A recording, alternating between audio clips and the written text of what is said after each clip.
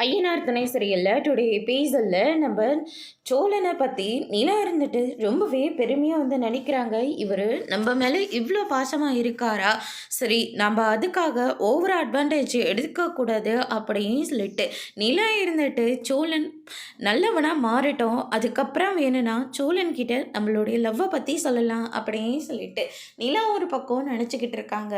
அதுக்கு அடுத்து தான் வந்து பார்த்திங்கன்னா இனிமேல் சோழன் எந்த தப்பும் பண்ண மாட்டான், சோழன் ரொம்பவே நல்லவனாக இருக்க போகிறான் அப்படின்ற மாதிரியே சொல்லிடுறாங்க.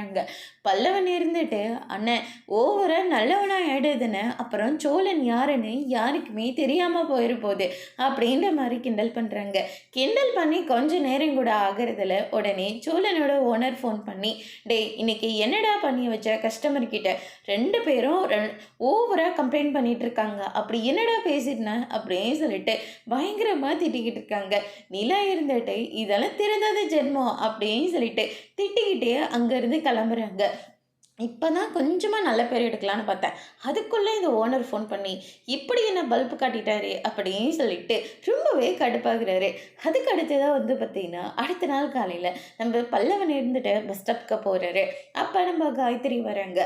பல்லவன் கிட்ட போயிட்டு, நீங்கள் ஓகேவா, என்னை பார்த்தா ஏதாவது சோகமாக இருக்கிற மாதிரி தெரியுதா, நான் நல்லதாங்க இருக்கேன் அப்படின்ற மாதிரி பல்லவன் வந்து சொல்லிடுறாங்க. அதுக்கு அடுத்ததாக சோழனும் நிலாவும் வீட்டுக்கு வந்திருந்தாங்க.